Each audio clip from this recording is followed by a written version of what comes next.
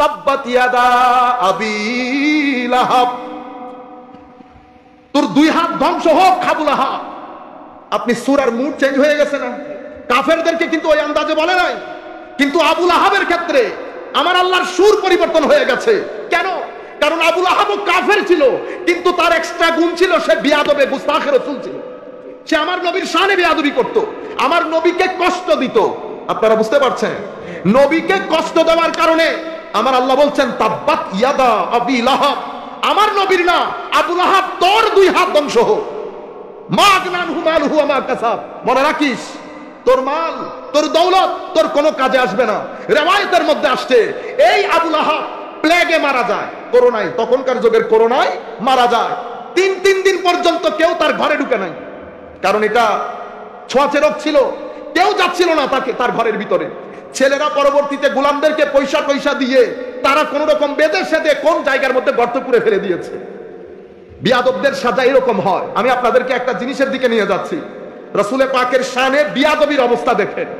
আমার আল্লাহ পবিত্র কোরআনের নিজাম হচ্ছে প্রত্যেক নবীর শানে বিয়াদবি হয়েছে, যখনই নবীর শানে বিয়াদবি হয়েছে বিয়াদবির জবাব নবীরা দিত। নবীদেরকে সাফিহ বলা হয়েছে, নবীরা বলেছে লাইসা বিসাফাহা, আমরা নির্বোধ নই।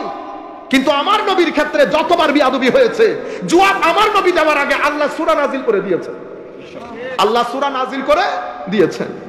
আমি এই কথাগুলো বলছি, একটা জিনিস আমাদের সোসাইটি থেকে আস্তে আস্তে উঠে যাচ্ছে। কি? একটা হচ্ছে মা বাবার আদব, বড়দের আদব, আর একটা হচ্ছে আমার নবীর প্রতি আদব। মা বাবার সাথে বিয়াদবি করলে বিয়াদব হয়, নবীর শানে বিয়াদবি করলে কাফের হয়। আপনি বুঝতে পেরেছেন? আপনি সব জায়গা থেকে তো আদব উঠে যাচ্ছে, তো সব জায়গা থেকে আদব উঠে গেলে আমার নবীর শানে আদব থাকবে? থাকবে না। সম্মানিত উপস্থিতি, কাজেই এই জায়গা অনেক সেনসিটিভ, আমার নবীর শানে কথা বলা অনেক সেনসিটিভ। নবী বুখারী শরীফ, মুসলিম শরীফ হাদিসে পাকের মধ্যে সাহাবায়ে কেরামের ইজ্জত দেখেন আমার নবীর প্রতি।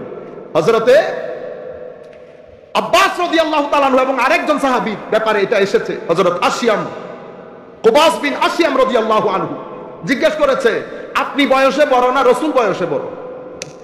আমি হলে কি জবাব দিতাম? আমি হলে বলতাম আমি ওনার চেয়ে 2 বছরের বড়, ঠিক না?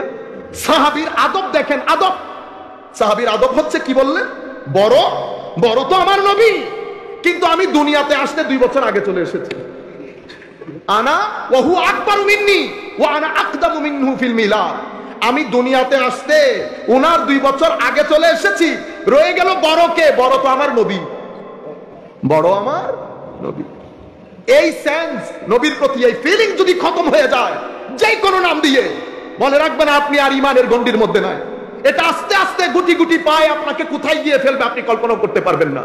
এদিকে ইশারা করেছে আমার আল্লাহ কোরআনের আয়াতের মধ্যে, ইয়া আইয়ুহাল্লাযীনা আমানু লা তারফাউ আসওয়াতাকুম ফাওকা সাওতিন নবী, নবীর দরবারে গিয়ে আদবের সাথে বসবা, তোমাদের আওয়াজ যেন আমার নবীর আওয়াজের উপর না হয়। দেখছেন আল্লাহ কিভাবে আদব শিক্ষা দিচ্ছেন?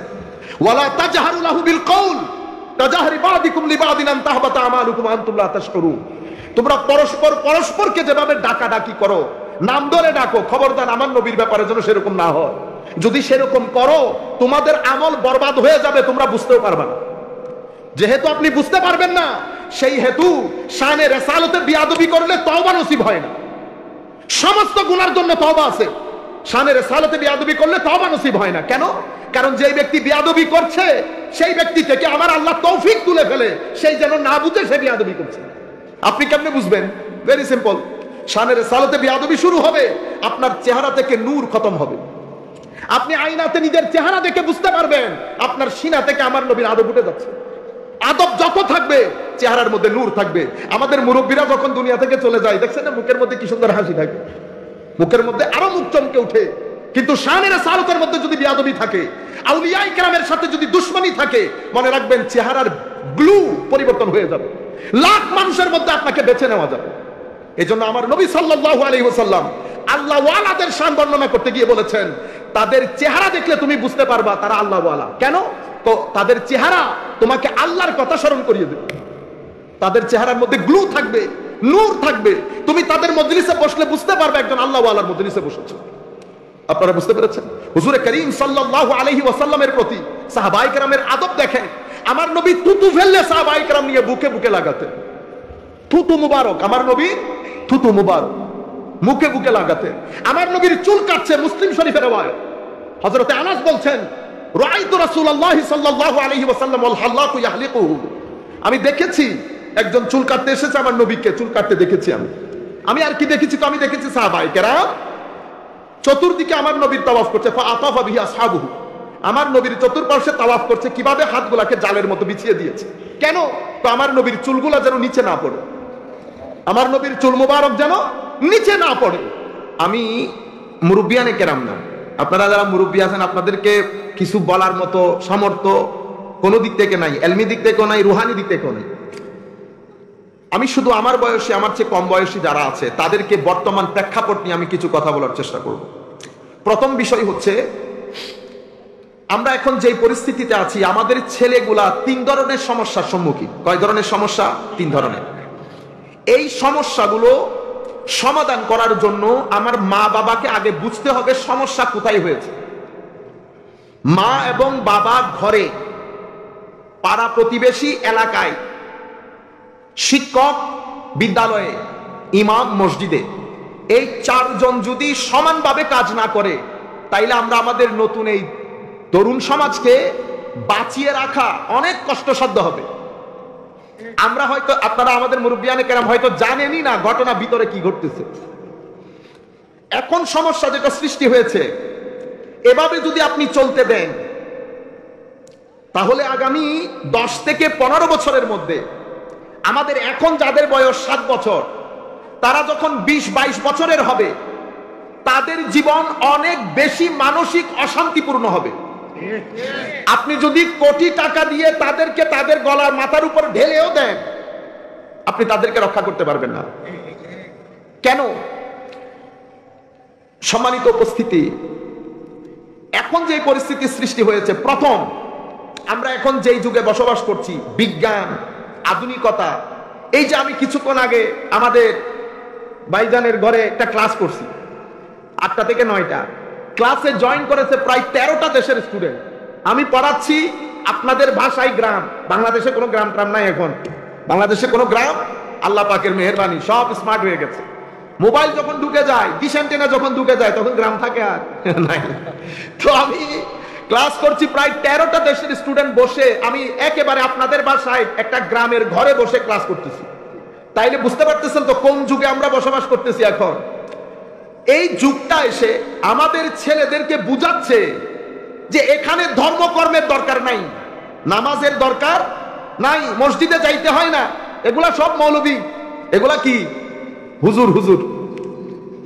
স্বাভাবিকভাবে আস্তে আস্তে ধর্ম থেকে, দিন থেকে আপনার মন উঠে যাচ্ছে। আপনি বলবেন হুজুর না না উঠে যাচ্ছে না। আমি এখানে সবাইকে বলি, বুকে হাত দিয়ে বলেন তো শেষ কোনবার কোরআন শরীফ তিলাওয়াত করেছেন? 95% বলবে হুজুর আমার মনেও নাই লাস্ট টাইম কখন আমি কোরআনে পাকের তিলাওয়াত করেছি। আপনি, এগুলো হচ্ছে সিম্পটম, ফ্যাক্টর, কারণ এগুলা বলে দেবে আপনি কি ধর্মে মুখী না ধর্ম বিমুখ। আমাদের 18 কোটি মানুষের দেশ বা তার চেয়েও বেশি, 15 কোটি প্রায় যদি ধরি মুসলমান, আমাদের মসজিদগুলোর মধ্যে ফজর তো ফাঁকা যায়, জোহর আপনাদের বাসা মতে মুসল্লি বেড়েছে, আসলে তো মুসল্লি বাড়ে নাই। আমরা এক জায়গায় জড়ো হয়ে গেছি বিদায় কিছু মানুষ মসজিদে আসছে। এখনো পর্যন্ত জাতির 70% লোক নামাজ দোয়া পড়ে না। এই যে আপনি নামাজ বিমুখ, তিলাওয়াত বিমুখ, এরপরে এগুলা ধর্ম যখন বিমুখ হয়েছে, তো ধর্ম বিমুখ হওয়া আপনার ব্যক্তি জীবনকে বরবাদ করে দিয়েছে। সেই কারণে আপনি এখন মার সাথে বেয়াদবি করতে বিন্দু পরিমাণ লজ্জাবোধ করছেন না। আপনি পারলে বাবারে এমনি ডিয়ামারে ফেলাই দেন, ঠিক আছে না? এলাকার মুরব্বী, এটা তো আপনারা কানেও তুলছেন না। কিছুদিন আগে দেখলাম, ইন্না লিল্লাহি ওয়া ইন্না ইলাইহি রাজিউন, আমরা চট্টগ্রামে, আমি এক জায়গায় যাচ্ছি, ছোট্ট একটা ছেলে, বেশিতে পড়লে বিশ্ববিদ্যালয়ে অনার্স সেকেন্ড ইয়ারে, নাক টিপ দিলে দুধ বের হবে, সে তার দাদার বয়সী রিক্সাওয়ালাকে কলার ধরে ফেলছে। আপনি এটাকে মনে করছেন এটা একটা এমনিতে ঘটনা? না, এটা এমনি ঘটনা। আমরা যারা গবেষক, আমরা প্রত্যেক জিনিসকে গবেষণার মধ্যে কাউন্ট করি, এটা কি কি ফ্যাক্টর, কি কারণে ঘটনা ঘটেছে, কি কারণে তার শিরা কেঁপে উঠে নাই তার দাদার বয়সী একজনের কলারে হাত দিতে। আমি তো 10 বার চিন্তা করব তার সাথে উঁচু আওয়াজে কথা বলতে। কেন হয়েছে এই ঘটনা? কারণ যখন দিন বাদ দিয়ে দেবেন, কোরআন বাদ দিয়ে দেবেন, আল্লাহর খৌফ খসিয়ত চলে যাবে, দুনিয়ার জন্য পাগল হয়ে হয়ে যাবেন, লোভ লালসা চেয়ারের জন্য পাগল হয়ে যাবেন। তখন কি হবে? আপনার যে হায়াতে জিন্দেগি, এটার হায়াতে তাইয়্যিবা থাকবে না। আমরা বলি হুজুর দোয়া করেন হায়াতে তাইয়্যিবার জন্য, হুজুরও দোয়া করতেছে আল্লাহ হায়াতে তাইয়্যিবা দান করেন। হায়াতে তাইয়্যিবা কোনো বাজারের মুড়ি না, 1 কেজি কিনে ঘরে নিয়ে চলে আসবেন। হায়াতে তাইয়্যিবা কি জিনিস? তো হায়াতে তাইয়্যিবা হচ্ছে সম্মান, শান্তি এবং স্থির জিন্দেগি। যে জিন্দেগির মধ্যে কোনো অপমান, লাঞ্ছনা, না পাওয়ার বেদনা কোনো কিছুই থাকবে না, ভিতর থেকে স্থির থাকবে, শান্ত থাকবে হৃদয়। এটা কেন থাকে? আপনার ভিতরে লোভ নাই। কেন লোভ নাই? কারণ আপনার মওলাই কারীমের উপর তাওয়াক্কুল আছে, খৌফ আছে, খাশিয়াত আছে, নামাজ আছে। এই সব কিছু মিলে আপনার জিন্দেগিকে স্থির করেছে। এখন আমি কোরআনকে জিজ্ঞেস করি আল্লাহর সুন্নত কি? আল্লাহর একটা নিয়ম আছে না? আল্লাহর একটা নিয়ম আছে, নিজাম আছে। আল্লাহর নিয়মের বাইরে গেলে ঠকে যাবেন, যেই হন আপনি। এটা 2 দিনের জিন্দেগি, কতকে উঠতে দেখেছি, কতকে নামতে দেখেছি। আপনারা বুঝতে পেরেছেন? আমি ছেলেদেরকে বলছি বিশেষ করে, এই যে শক্তি, এই যে 15 থেকে 25 বছর, এটাই তো শক্তি। আল্লাহর সুন্নত কি? আল্লাহর সুন্নত হচ্ছে বেটা, আমার আল্লাহ বলছেন মান আমিলা সালেহান মিন যাকারিন আও উনসা ওয়া হুয়া মুমিন ফালনুহিয়ান্নাহু হায়াতান তাইয়্যিবা। আপনি হায়াতে তাইয়্যিবা যদি চান, আপনার জীবনের মধ্যে 2টা জিনিস আপনি নিশ্চিত করতে হবে। কয়টা জিনিস? 2টা। একটা ঈমান, একটা আমল। আপনি যদি চান, দেখেন দুনিয়ার মধ্যে সবাই প্রফেসর না, দুনিয়ার মধ্যে সবাই ডাক্তার না। আমি ইউথদেরকে বলছি, আল্লাহর ধরতি পরিচালনার জন্য যত ধরনের মানুষ দরকার, সকল ধরনের মানুষ আমার আল্লাহ এখানে বানিয়েছেন। আপনি ডাক্তার, আল্লাহ বানিয়েছেন।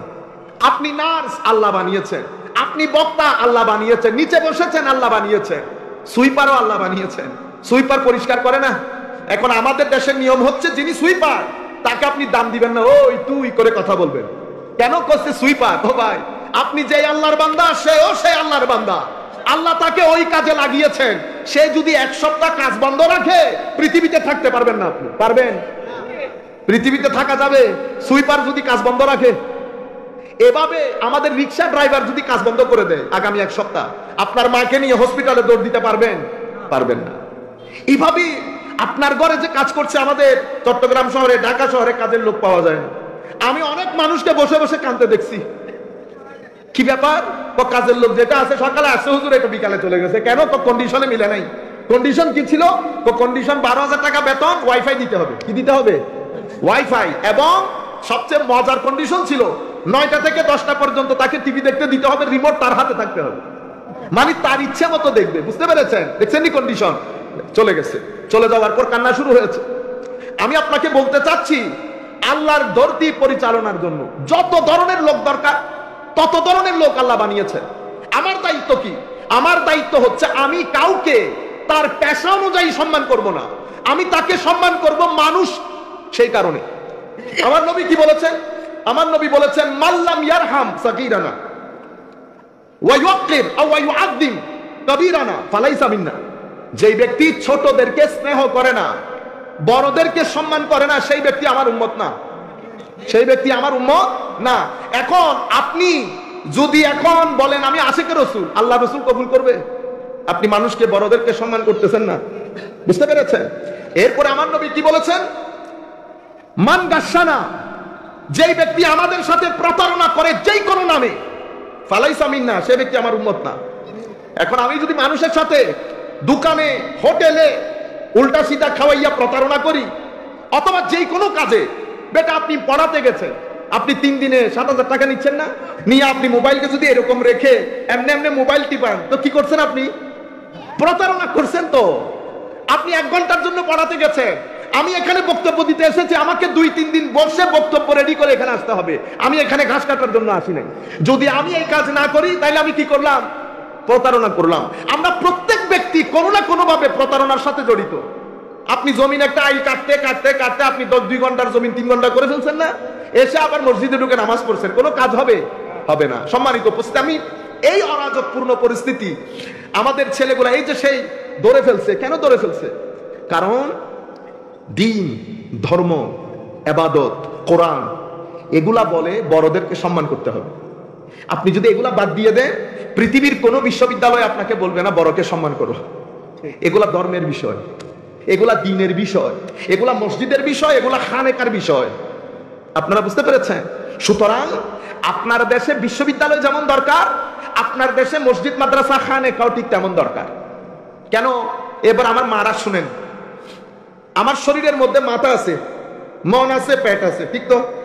এখন একজনকে জিজ্ঞেস করেন, ভাইজান আপনার কয় ছেলে? দুই ছেলে। বড়টা কোথায় পড়ে?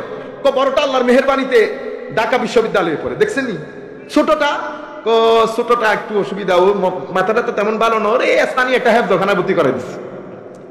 দেখছেন আপনার ফেসিয়াল, আপনার মুখের অবস্থা কেন? কারণ আপনি বুঝতে পারছেন না। সময়, দুনিয়া, বিজ্ঞান, আধুনিকতা আপনাকে বুঝিয়ে দিচ্ছে যে টাকা হচ্ছে আসল। কারণ আপনার দৃষ্টিতে ছেলে যেটা বিশ্ববিদ্যালয়ে গেছে, ঢাকা বিশ্ববিদ্যালয়ে, সে একটা ভালো চাকরি করবে, তার টাকা আসবে, সে আপনাকে ভালো চালাতে পারবে। কিন্তু আপনি বুঝতে পারেন নাই যে আপনার শরীরের মধ্যে অংশ তিনটা, টাকার সাথে ভাত, ভাতের সাথে পেট, বাস ফিনিশ। কিন্তু মনে রাখেন, পেটের খিদা নিবারণ হলে মনে যে শান্তি আসবে সেটা নেই। পেটের জন্য ভাত দরকার, মনের জন্য শান্তি দরকার। আপনি পেটের জন্য তো ভাত দিয়ে দিয়েছেন, কিন্তু মনের শান্তি কোত্থেকে যোগাবেন? আমার আল্লাহ বলছেন, আলা বিযিকরিল্লাহি তাতমাইন্নুল কুলুব। অন্তরের শান্তি পৃথিবীর কোন জায়গায় তুমি পাবা না।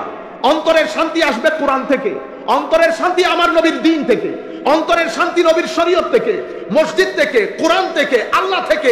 এগুলা যখন আপনি বাদ দেবেন, তখন আপনি ভিতরে শান্তি পাবেন না। এটা আপনি কখনো ম্যানেজই করতে পারবেন না। আজকে রাসূল বাদে, আমার নবীর প্রতি তাজিম বাদে, নিসবতে আউলিয়া বাদে, আউলিয়ায়ে কেরামের প্রতি নিসবত, কেরামের প্রতি নিসবত বাদে, নামাজ বাদে, কোরআন বাদে, মানুষকে সহযোগিতা বাদে আপনি কখনো এটার মধ্যে শান্তি প্রতিষ্ঠা করতে পারবেন না। আপনি বিশ্ববিদ্যালয়ে দিয়েছেন, বিশ্ববিদ্যালয় পেটের কাজ করে, মাদ্রাসা, মসজিদ, খানেকা মনের কাজ করে। আপনারা বুঝতে পেরেছেন? শান্তি আপনি এখান ছাড়া পাবেন না। ঢাকা বিশ্ববিদ্যালয় থেকে বের হয়েছে ছেলে, কিন্তু ঠিকই ঢাকা শহরমুখী হয়ে গেছে জবের কারণে। এক সময় সে বাইরে চলে গেছে, আপনার দেখভালের কেউ নাই। কিন্তু আপনি ওই যে ছেলেটাকে বলেছেন স্থানীয় মাদ্রাসায় দিয়েছি, ওই বেচারা আপনার পা দাবায়, আপনার বাথরুম পরিষ্কার করে, তার মুখের মধ্যে একটু উফ আসছে না। কেন? কারণ সেই দিন, যেই দিন শিখেছে, সেই দিন তাকে বলেছে তোর মা বাবার কদমের নিচে তোর জান্নাত। আমি আমার বাবাকে যে সম্মান করতে পারবো, আমার ভাই সেই সম্মান করতে পারবে না, ইম্পসিবল। কারণ সেই ধরেন একটা ব্যাংকের এডিশনাল ভাইস প্রেসিডেন্ট যেই হোক, একটা হাফেজ তার বাবাকে যে সম্মান করবে, আরেকজন মিনিস্টার তার বাবাকে ওই সম্মান করতে পারবে না। কেন? কারণ তার বিষয় তাকে বলেছে তোর মা বাবার কদমের নিচে তোর জান্নাত। সুতরাং আপনি যখন দ্বীনকে আন্ডার এস্টিমেট করবেন, আপনি যখন মসজিদের নামাজ, খানেকা আন্ডার এস্টিমেট করবেন, আপনি এই মাহলের মধ্যে পড়ে যাবেন। এখন যে মাহল কি তৈরি হয়েছে, আমার ছেলেদের দৃষ্টিতে নামাজ, তাসবিহ, তাহলিল এগুলা তার জীবন থেকে উঠে গেছে, একটা।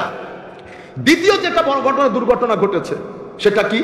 সেটা তাকে বুঝানো হয়েছে যারা নামাজ দোয়া করে, তুমি একটা কাজ করিও, নবীকে বেশি সম্মান করা যাবে না, নবীকে বেশি সম্মান করা যাবে না, মাযহাব মানা যাবে না। আরেকজন বলতেছে হাদিসই মানা যাবে না। উম্মত কই যায়?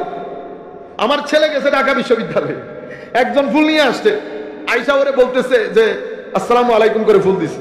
কি আপনার পরিচয়? আমি এরকম এরকম, আমি বেদাতীদের বিরুদ্ধে। বেদাতী কোনগুলা? যারা রসুলের কথা বেশি বলে তারা বেদাতী। আরেকটা আইসা বলতেছে আসেন আমি আহলে বাদ যাই না, আহলে হাদিস। আপনার পরিচয়? আমি মাযহাব মানি না।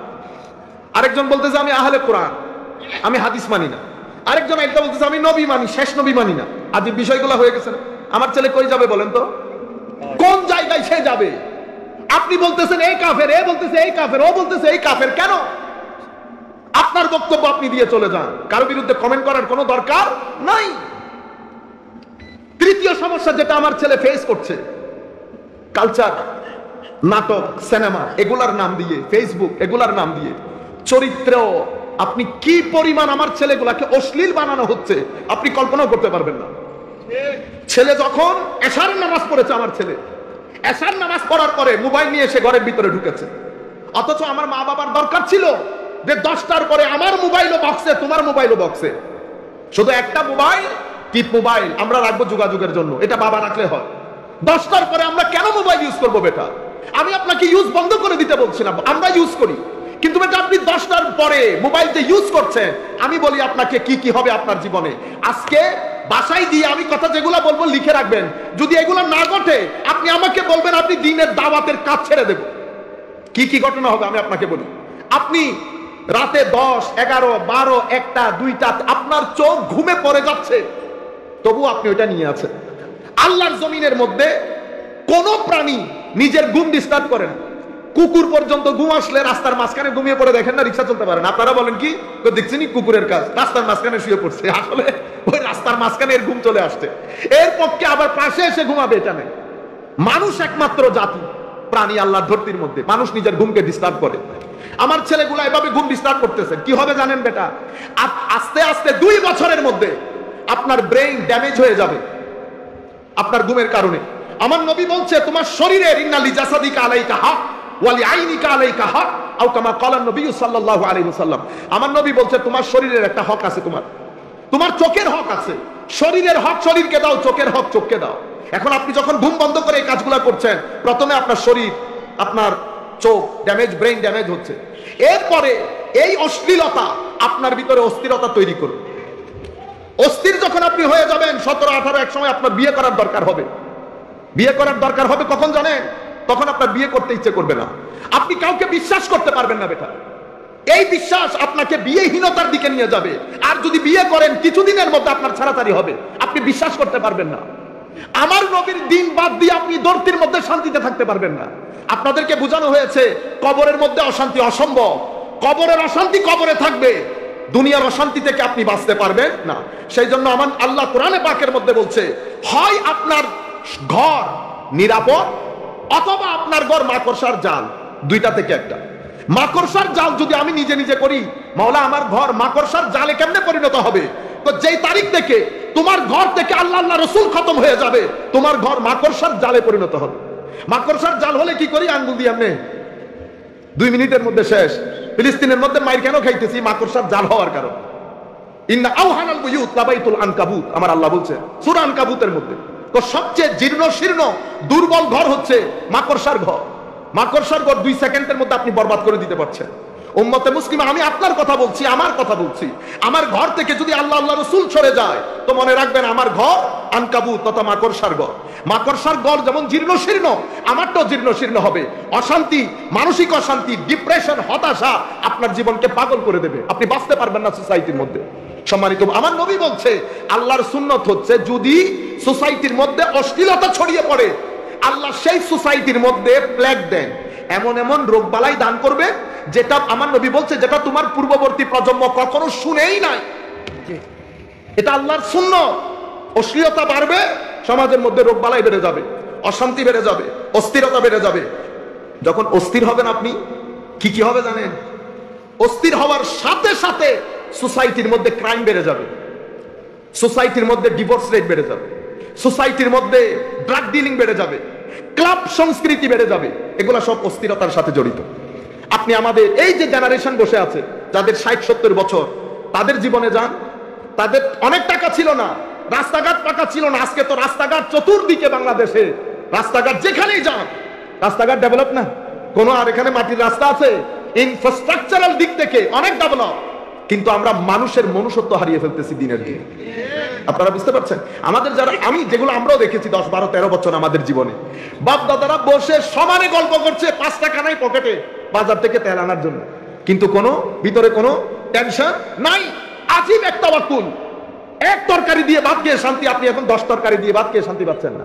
ঘরের মধ্যে কত গালাগালি, লবণ হয় নাই, তেল হয় নাই, কিচেনের মধ্যে গিয়ে কখনো পাক করে দেখিয়ে। এই জন্য প্রত্যেক ছেলের এক দরকার 2 বছর গিয়ে বিদেশে থেকে আসা, তারপরে বুঝবে কিচেনের কাজের মজা কিরকম। আপনারা বুঝতে পেরেছেন? তো আমি আপনাদেরকে বোঝাতে যে জিনিসটা চাচ্ছি, আমরা এখন যে পরিস্থিতিতে, আমাদের বাপদাদারা সেই পরিস্থিতিতে ছিল না। ভিতরে শান্তি ছিল, নামাজের সময় নামাজ পড়েছে, সত্য কথা ছাড়া বলে নাই। মুখের কথায়, শুধু মুখের কথায় দুনের পর দুন জায়গা বিক্রি করে দিয়েছে, কোনো সিগনেচার নাই। আমি আমার বাবাকে বলতে শুনেছি, জবান দিয়ে দিয়েছে দুনিয়া উল্টে গেলেও হবে না। এখন দুনিয়া, আমি হুজুর হয়ে দুনিয়া বাকি মানুষ বাদ দেন, টাকা নিয়েও সাইন করেও বলতেছি করি নাই, বলতেছি না। তো এটা সত্যের যুগ হইল। আল্লাহর দর্তির নিয়ম হচ্ছে সততা থাকবে, শান্তি থাকবে। সততা নাই, যেই সততা উঠে গেছে, আমার দাদাদের যুগে এটা ছিল, বাবাদের যুগে এটা ছিল, সব রেট কম ছিল, ক্রাইম কম, ডিভোর্স কম, ড্রাগ ডিলিং কম, ক্লাব কম। যে আমাদের যুগে বেড়ে গেছে, 3 জিনিস বেড়ে গেছে। আপনি যদি কমাতে চান তো এখানে কমাতে হবে। কি জিনিস কমাইতে হবে? ধর্ম চর্চা বাড়াতে হবে। কোন জায়গা থেকে? মা বাবা ঘরে, পাড়া প্রতিবেশীর লোকজন সমাজে, মসজিদের ইমাম মসজিদে, স্কুলের টিচার স্কুলের মধ্যে। 4 জায়গা থেকে যদি সমানভাবে কাজ না করি 15 বছর পরে আমি জানি না আমরা কোথায় যাচ্ছি। কারণ বিশ্ব স্বাস্থ্য সংস্থা, যেটাকে WHO বলে, ওয়ার্ল্ড হেলথ অর্গানাইজেশন, বিশ্ব স্বাস্থ্য সংস্থা, তারা অনেক আগে বলেছে যে যেইভাবে সোসাইটি সামনের দিকে যাচ্ছে, ডিপ্রেশন মানে হতাশা, যুবকদের হতাশা করোনার চেয়েও ভয়াবহ হবে। কিন্তু পৃথিবী এটারে কানে তুলতেছে না। কেন? কারণ আমেরিকা, ইংল্যান্ড ধর্ম বাদ দিয়ে যে মুসিবতের মধ্যে পড়ছে, তারা চায় সেই মুসিবতে আমরাও পড়ি। ওই উর্দুতে একটা কথা আছে, সনম मैंने ছুঁকে মারা তো তুঝে লেকে মারু। আমি যেহেতু ডুবছি তো তোমাকে নিয়ে কি ডুববো। তারাও জানে, আপনি আমেরিকা বলেন, ইংল্যান্ড বলেন, তাদের ওখানে টাকা পয়সার অভাব আছে, কোনো কিছুর অভাব নাই, কিন্তু শান্তি নাই। কি নাই? শান্তি নাই। আপনি আমাকে এখানে শিখাইতে আসতে হবে না, মানে বাইরে থেকে আইসা সুট বুট পরে আমাদেরকে শিখাইতেছেন না, আপনাদেরকে শিখাইতে হবে না, আমরা বহুত কিছু জানি। শান্তি নাই। কেন শান্তি নাই? কারণ দিন নাই, ধর্ম নাই। শান্তি নাই বলতে মা বাবা 13 বছরের একটা মেয়েকে রাতের 12টায় বের হয়ে গেলে বাধা দিতে পারছে না। বিয়ে নাই, বিয়ে প্রথা বন্ধ। অশ্লীলতা বেড়ে যাবে, বিয়ে প্রথা বন্ধ হয়ে যাবে। বুঝতে পেরেছেন? এই পরিস্থিতি আমেরিকা শান্তি প্রতিষ্ঠা করতে পারে নাই আল্লাহ পাকের মেহেরবানিতে। আপনারা আমরা এত অরাজক পরিস্থিতির কারণেও, এত মিথ্যা, এত অসত্য, এত লোক ঠকানি, এত প্রতারণার পরেও আল্লাহ পাকের মেহেরবানি আমাদের দেশে যেই শান্তি, যেই সৌহার্দ্যপূর্ণ পরিস্থিতি, যে সহমর্মিতা, সেটা পৃথিবীর খুব কম দেশে আছে। এটা এত দারুণ একটা দেশ, কিন্তু আপনাদেরকে বোঝানো হচ্ছে এখানে কিছু নাই। ও ভাই, এখানে অনেক কিছু আছে। আমরা অসৎ হয়ে গেছি। কি হয়ে গেছি? অসৎ। মুনাফিকি আমাদেরকে পেয়ে বসেছে। যেই যেখানে বসেছি প্রতারণা করছি। দোকান থেকে শুরু করে অফিস, অফিস থেকে শুরু করে ওয়াজ, সব জায়গার মধ্যে আমরা প্রতারণায় লিপ্ত। আমার নবীর ভাষায় মানগাসা না ফালাইসা মিন্না, এটা আমার একটা কথা ছিল। এই কথার মধ্যে আমি ঘরের মা বাবা একটা বড় রোল প্লে করতে পারে। আমি মাদেরকে, বিশেষ করে মারা যদি একটা শুনে থাকে, আমি মাদেরকে বলবো আপনারা দয়া করে ছেলেদেরকে স্কুলে যেরকম পাঠাচ্ছেন, যদি না পাঠাই থাকেন স্কুলে অবশ্যই পাঠাবেন। স্কুলে যেরকম পাঠাচ্ছেন আপনারা দয়া করে মসজিদও সেরকম করে পাঠান। আপনারা ছেলেদের কোরআন শরীফ পড়াটা নিশ্চিত করেন। ছেলেদেরকে নামাজ পড়ার প্রতি উদ্বুদ্ধ না, হুকমান বলেন নামাজ না পড়লে ভাত নাই, যেভাবে আমার মারা আমাদেরকে বলতো নামাজ না পড়লে ভাত নাই। আবার আপনারা মনে করিয়েন না গরিব শরীফ ছিল সেই কারণে, না, গরিব শরীফ না। চট্টগ্রাম শহরের সবচেয়ে নাম করা এক্সপোর্ট ইম্পোর্টার ব্যবসায়ীর মেয়ে, কোনোদিন আমাদেরকে বলতে শুনি নাই, বলছে নামাজ না পড়লে ভাত নাই, সোজা কথা, এন্ড অফ দ্য স্টোরি। বুঝতে পেরেছেন? এই জিনিসগুলো যখন করবেন তখন অটোমেটিক্যালি আপনার ছেলের ভিতরে দিন ঢুকামানি, আপনার যখন আপনি বৃদ্ধ বয়সে যাবেন আপনার জীবনের সম্মান নিশ্চিত হয়ে যাবে। সুতরাং এই জিনিসগুলো আমাদেরকে মাথায় রাখতে হবে। সম্মানিত উপস্থিতি, আল্লাহ রাব্বুল আলামিন হযরত আদম আলাইহিস সালামকে সৃষ্টি করেছেন। সৃষ্টি করার পরে আপনারা জানেন আল্লাহ রাব্বুল আলামিন বলছেন ইন্নী খালিকুম বাশারা। আমি সবাইকে বলবো দয়া করে আপনারা একটু মনোযোগ দিয়ে শুনবেন। আমি দুর্গন্ধযুক্ত মাটি থেকে বাশার সৃষ্টি করতে যাচ্ছি, মানুষ সৃষ্টি করতে যাচ্ছি। এটাই আল্লাহর কথা। আমার আল্লাহ যখন আমাদেরকে সৃষ্টি করেছেন, শুধু কি মাটি দিয়ে সৃষ্টি করেছেন? কি কি দিয়েছেন জানেন? মাটি তো মাটির জায়গায় আছে, মাটির পর একটা অসাধারণ জিনিস দান করেছেন, ওয়া নাফাখতু ফীহি মির রূহি। আমি আমার রূহ দিয়েছি। এবার আপনি তাফসীর করেন রূহ মানে কি? মুফাসসিরিনে কেরাম আপন আপন তাফসীর করেছে, কিন্তু কেউ কি বলতে পারবে আমি যেটা বলছি ওইটাই? না, কেউ বলতে পারবে না, সবাই দিন মেরেছে। কিন্তু আমরা এতটুকুন বুঝতে পারি যে মওলাই কারীমের একটা খাস নূর আল্লাহ মানুষের ভিতরে দান করেছেন। তো মানুষের ডাইমেনশন দুইটা হয়ে গেছে, একটা জাহেরি, একটা বাতেনি। জাহেরিটা মাটির, বাতেনিটা রূহে ইলাহি। রূহে এটা একটা আজীব শক্তি আল্লাহ মানুষকে দান করেছে। মানুষ যদি এই শক্তি ব্যবহার করতে পারে, যারা ব্যবহার করতে পেরেছে তারা তো ইয়ামানের সিংহাসন বিলকিসে এটা চোখের পলকে ফিলিস্তিন নিয়ে এসেছে। যারা এই শক্তি ব্যবহার করতে পেরেছে, এবার আপনি হিসাব করেন এই কাজ কিভাবে করেছে। চোখের পলকে কোন দেশের সিংহাসন আপনি এরকম ফিলিস্তিনের জমিনে সুলাইমানের আলাইহিস সালাম রাজ দরবারে উপস্থিত করা, তাহলে আপনি এই শক্তি কিরকম শক্তি বুঝতে পারছেন? এজন্য আল্লামা ইকবাল বলছে, আপনি মন মে ডুব কর পা যা সুরাগে জিন্দেগি, তু আগর মেরা নেহি বনতা না বন আপনা তো বন। তো তুমি নিজের ভিতরে নিজে ডুব দিয়ে দেখো কি অপরিসীম শক্তি দিয়ে আল্লাহ তোমাকে বানিয়েছেন। আমাদের এখানে গ্যারেজের মিস্ত্রি ওয়েস্টার্ন কান্ট্রি বড় বড় রিসার্চ সেন্টারে কাজ করে লম্বাগিনি বানায় গাড়ির ইঞ্জিন। আমি দেখে আধা ঘন্টা বেহুশ ছিলাম বোধহয়। গ্যারেজের মিস্ত্রি গাড়ি বানাই ফেলছে লম্বাগিনির আদলে।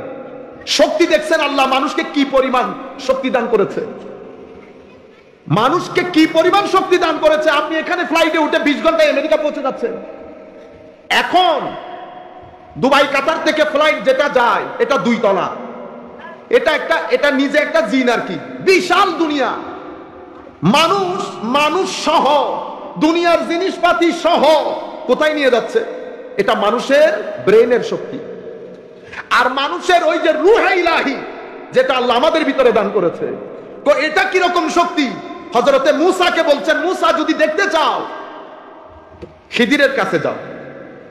খিদিরের কাছে গেছে, তো খিদিরের কাছে যাওয়ার পরে অনেক লম্বা ঘটনা, ওদিকে না যায়।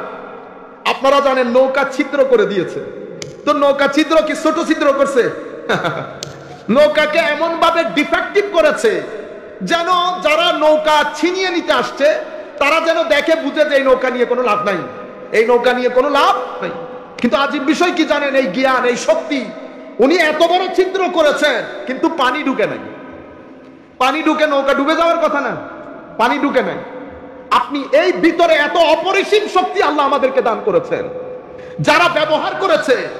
কেউ গৌসুল আজম হয়েছে, কেউ হাতেম আল আসাম হয়েছে, কেউ জুনায়েদ বাগদাদি হয়েছে, সারি সাকাতি হয়েছে, মারুফ কারখি হয়েছে, দাউদ তাই হয়েছে, হাবিব আল আজমি হয়েছে, জুন্নুন মাসরি হয়েছে, বায়েজিদ বিস্তামি হয়েছে, ইমাম তুসি হয়েছে, কুশাইরি হয়েছে, দাতা গঞ্জ বখশ আলী হুজবের হয়েছে, কেউ দাতায়ে আজমের হয়েছে। এই আন্দাজে যারা ভিতরের শক্তি ব্যবহার করেছে।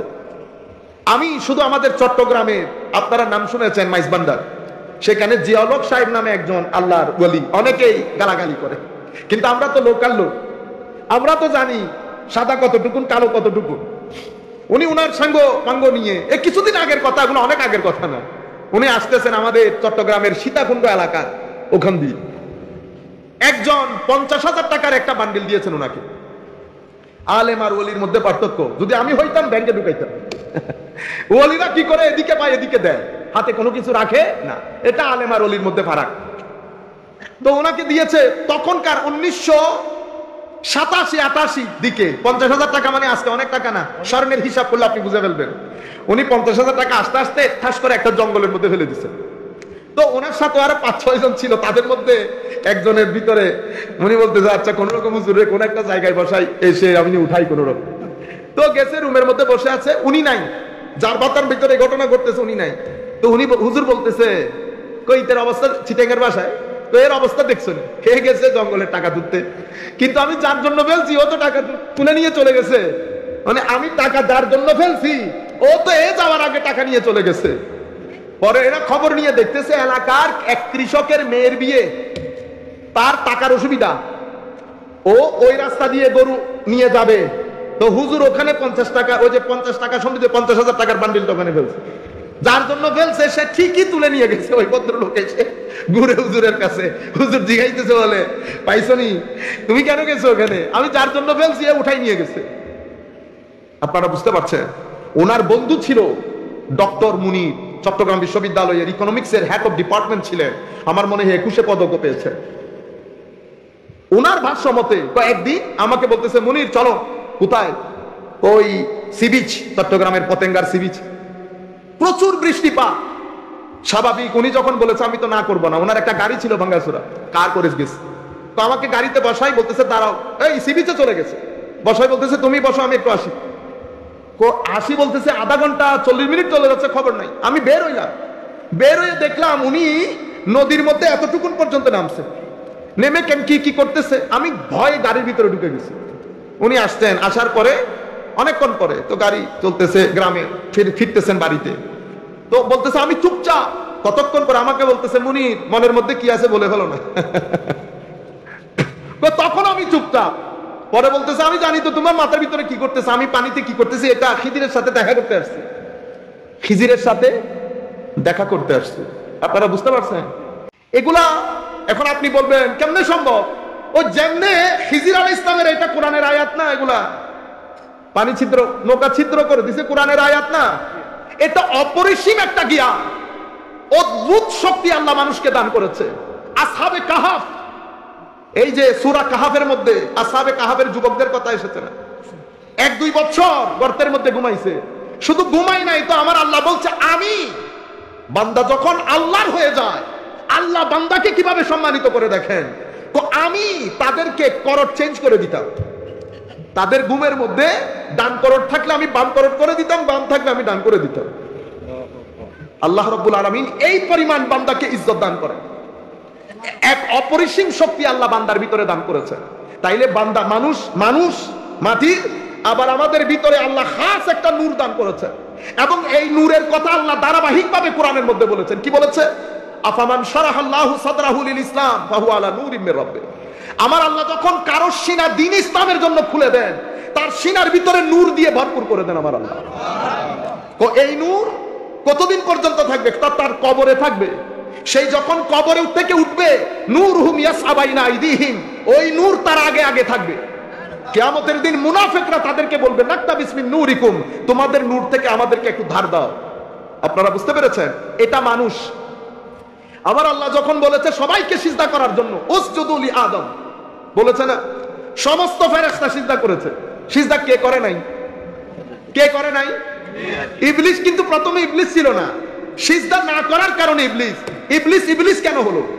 আমরা বলি কি আল্লাহর আদেশ অমান্য করার কারণে, ঠিক না? হ্যাঁ, আমরা কোন আদেশ মান্য করি বলেন তো? আল্লাহর।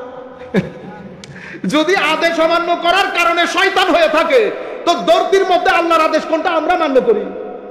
আপনি আপনার কথা বাদ দিলাম, আমি নিজের কথা আমি জানি না, আমাকে আমার চেয়ে বেশি আপনি চিনবেন না।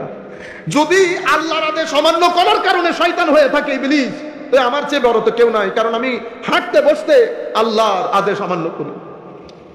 বুঝতে পেরেছেন আপনারা? ঘটনা ওইখানে না, তাকে বলা হয়েছে আদমকে সিজদা করার জন্য। সে বলছে সিজদা করব না আমি। কেন?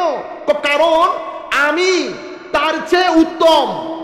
আপনি তাকে মাটি দিয়ে বানিয়েছেন, মাটি নিচে থাকে, আমাকে আগুন দিয়ে বানিয়েছেন, আগুন উপরে উঠে। লা আসজুদু লি বাশার, আমি কোন বাশারকে, মানুষকে সিজদা করব না। কি বলেছে? মানুষ। তো শয়তান ইবলিস হলো কেন? তো ইবলিস হয়েছে হযরতে আদমের শানে রিসালতে বিয়াদবির কারণে। শানে রিসালতে, বলেন না, শানে রিসালতে বিয়াদবির কারণে। সেই কারণে দর্দির শুরুতে ইবলিস হয়েছে আম্বিয়ায়ে কেরামের শানে বিয়াদবি করার কারণে। এই ধরনের বিয়াদবি আরেক ব্যক্তি আমার নবীর শানে করেছেন। এমনিতে পবিত্র কোরআনের একটা সূরার নাম সূরা কাফেরুন, ঠিক না? কিভাবে পড়েন আপনারা? কুল, সবাই মিলে পড়ি, ইয়া আইয়ুহাল কাফিরুন লা আ'বুদু মা তা'বুদুন। আমার আল্লাহ এই যে কথাগুলো বলছে, কুল, হাবিব আপনি বলে দিন, ইয়া আইয়ুহাল কাফিরুন। এখানে আমার আল্লাহ খুব সুন্দর ভাষায় বলে যাচ্ছে, ও কাফেররা, ও কাফেররা। হাবিব আপনি বলেন, ও কাফেরগণ, দেখো, লা আ'বুদু মা তা'বুদুন, আমি আমার পক্ষে আমি কখনো ইবাদত করব না, ইম্পসিবল আমার জন্য, যেটার ইবাদত তোমরা করো। সুন্দর করে কথাগুলো বুঝিয়ে দিয়েছে না? তোমারটা নিয়ে তুমি থাকো, আমারটা নিয়ে আমাকে থাকতে দাও। কিন্তু সূরা লাহাব পড়েছেন, সূরা লাহাব কিভাবে পড়েন? তাব্বাত ইয়াদা আবি লাহাব, তোর 2 হাত ধ্বংস হোক আবু লাহাব। আপনি সূরার মুড চেঞ্জ হয়ে গেছে না? কাফেরদেরকে কিন্তু ওই আন্দাজে বলে নাই, কিন্তু আবু লাহাবের ক্ষেত্রে আমার আল্লাহর সুর পরিবর্তন হয়ে গেছে। কেন? কারণ আবু লাহাবও কাফের ছিল, কিন্তু তার এক্সট্রা গুণ ছিল, সে বিয়াদবে গুস্তাখে রাসূল ছিল। সে আমার নবীর শানে বিয়াদবি করত, আমার নবীকে কষ্ট দিত। আপনারা বুঝতে পারছেন? নবীকে কষ্ট দেওয়ার কারণে আমার আল্লাহ বলছেন তাব্বাত ইয়াদা আবি লাহাব, আমার নবীর না, আবু লাহাব তোর 2 হাত ধ্বংস হোক। মা আগনানহু মালহু ওয়া মা কাসাব। মনে রাখিস, তোর মাল তোর দৌলত তোর কোনো কাজে আসবে না। রিওয়ায়াতের মধ্যে আসছে এই আবু লাহাব প্লেগে মারা যায়, করোনায়, তখনকার যুগের করোনায় মারা যায়। তিন দিন পর্যন্ত কেউ তার ঘরে ঢুকে নাই, কারণ এটা ছোঁয়াচে রোগ ছিল, কেউ যাচ্ছিল না তাকে তার ঘরের ভিতরে। ছেলেরা পরবর্তীতে গোলামদেরকে পয়সা দিয়ে তারা কোন রকম বেঁধে সেদে কোন জায়গার মধ্যে গর্ত করে ফেলে দিয়েছে। বিয়াদবদের সাজা এরকম হয়। আমি আপনাদেরকে একটা জিনিসের দিকে নিয়ে যাচ্ছি, রাসূলে পাকের শানে বিয়াদবির অবস্থা দেখেন। আমার আল্লাহ পবিত্র কোরআনের নিজাম হচ্ছে প্রত্যেক নবীর শানে বিয়াদবি হয়েছে। যখনই নবীর শানে বিয়াদবি হয়েছে, বিয়াদবির জবাব নবীরা দিত। নবীদেরকে সাফিহ বলা হয়েছে, নবীরা বলেছে লাইসা বিসাফাহা, আমরা নির্বোধ নই। কিন্তু আমার নবীর ক্ষেত্রে যতবার বিয়াদবি হয়েছে, জবাব আমার নবী দেওয়ার আগে আল্লাহ সূরা নাজিল করে দিয়েছেন। আল্লাহ সূরা নাজিল করে দিয়েছেন। আমি এই কথাগুলো বলছি, একটা জিনিস আমাদের সোসাইটি থেকে আস্তে আস্তে উঠে যাচ্ছে। কি? একটা হচ্ছে মা বাবার আদব, বড়দের আদব, আর একটা হচ্ছে আমার নবীর প্রতি আদব। মা বাবার সাথে বিয়াদবি করলে বিয়াদব হয়, নবীর শানে বিয়াদবি করলে কাফের হয়। আপনি বুঝতে পেরেছেন? আপনি সব জায়গা থেকে তো আদব উঠে যাচ্ছে, তো সব জায়গা থেকে আদব উঠে গেলে আমার নবীর শানে আদব থাকবে? থাকবে না। সম্মানিত উপস্থিতি, কাজেই এই জায়গা অনেক সেনসিটিভ। আমার নবীর শানে কথা বলা অনেক সেনসিটিভ। নবী বুখারী শরীফ, মুসলিম শরীফ, হাদিসে পাকের মধ্যে সাহাবায়ে কেরামের ইজ্জত দেখেন আমার নবীর প্রতি। হযরতে আব্বাস রাদিয়াল্লাহু তাআলা আনহু এবং আরেকজন সাহাবীর ব্যাপারে এটা এসেছে। হযরত আসিয়াম, কুবাস বিন আসিয়াম রাদিয়াল্লাহু আনহু জিজ্ঞেস করেছে, আপনি বয়সে বড় না রাসূল বয়সে বড়? আমি হলে কি জবাব দিতাম? আমি হলে বলতাম আমি ওনার চেয়ে 2 বছরের বড়, ঠিক না? সাহাবীর আদব দেখেন, আদব। সাহাবীর আদব হচ্ছে কি বললেন? বড় তো আমার নবী, কিন্তু আমি দুনিয়াতে আসতে 2 বছর আগে চলে এসেছি। আনা ওয়া হুয়া আকবারু মিন্নি ওয়া আনা আকদামু মিনহু ফিল মিলাদ। আমি দুনিয়াতে আসতে ওনার 2 বছর আগে চলে এসেছি। রয়ে গেল বড় কে? বড় তো আমার নবী, বড় আমার নবী। এই সেন্স নবীর প্রতি, এই ফিলিং যদি খতম হয়ে যায় যে কোনো নাম দিয়ে, মনে রাখবেন আপনি আর ইমানের গণ্ডির মধ্যে নাই। এটা আস্তে আস্তে গুটি গুটি পায় আপনাকে কোথায় গিয়ে ফেলবে আপনি কল্পনা করতে পারবেন না। এদিকে ইশারা করেছে আমার আল্লাহ কোরআনের আয়াতের মধ্যে, ইয়া আইয়ুহাল্লাযীনা আমানু লা তারফাউ আসওয়াতাকুম ফাওকা সাওতিন নবী। নবীর দরবারে গিয়ে আদবের সাথে বসবা, তোমাদের আওয়াজ যেন আমার নবীর আওয়াজের উপর না হয়। দেখছেন আল্লাহ কিভাবে আদব শিক্ষা দিচ্ছেন। ওয়ালা তাজহারু লাহু বিল কওল তাজহারি বাদিকুম লিবাদিন আন তাহবাতা আমালুকুম আনতুম লা তাশকুরুন। তোমরা পরস্পরকে যেভাবে ডাকাডাকি করো, নাম ধরে ডাকো, খবরদার আমার নবীর ব্যাপারে যেন সেরকম না হয়। যদি সেরকম করো তোমাদের আমল বরবাদ হয়ে যাবে, তোমরা বুঝতেও পারবে না। যেহেতু আপনি বুঝতে পারবেন না, সেই হেতু শানে রিসালাতে বিয়াদবি করলে তওবা নসিব হয় না। সমস্ত গুনার জন্য তওবা আছে, শানে রিসালাতে বিয়াদবি করলে তওবা নসিব হয় না। কেন?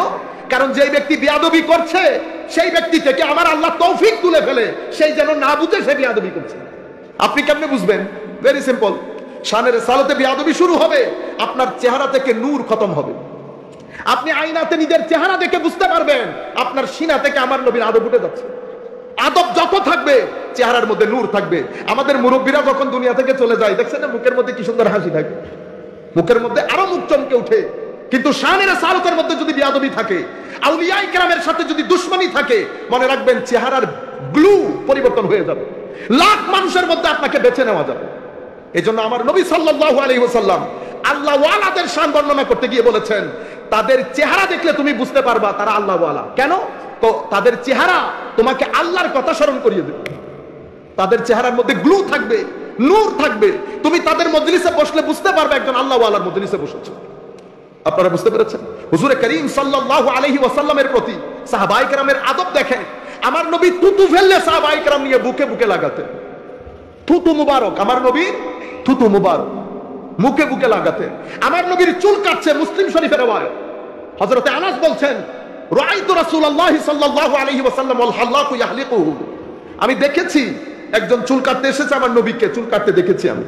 আমি আর কি দেখেছি? তো আমি দেখেছি সাহাবায়ে কেরাম চতুর্দিকে আমার নবীর তাওয়াফ করছে। ফাআতাফা বিহি আসহাবুহু, আমার নবীর চতুর্পার্শ্বে তাওয়াফ করছে। কিভাবে? হাতগুলাকে জালের মতো বিছিয়ে দিয়েছে। কেন? তো আমার নবীর চুলগুলা যেন নিচে না পড়ে, আমার নবীর চুল মুবারক যেন নিচে না পড়ে। বুখারী মুসলিমের riwayat। আমার নবী সাল্লাল্লাহু আলাইহি ওয়াসাল্লামের নখ মুবারক সাহাবায়ে কেরাম সংরক্ষণ করতেন। বুখারী riwayতের মধ্যে হযরতে আবু বাইদার মতো জলিলুল কদর সাহাবী বলছে, আনাস, আমার কাছে যদি আমার নবীর একটা চুল মুবারক থাকতো, এটা আমার দুনিয়ার সবচেয়ে উত্তম সম্পদে আমি মনে করতাম সেটাকে। একটা চুল মুবারককে আমার নবীর ঘাম মুবারক সাহাবায়ে কেরাম আতর হিসেবে ব্যবহার করতেন। সাহাবায়ে কেরামের আদব আমার নবীর প্রতি। সবাই বলেন সাল্লাল্লাহু আলাইহি ওয়াসাল্লাম। আল্লাহুম্মা সাল্লি আলা সাইয়্যিদিনা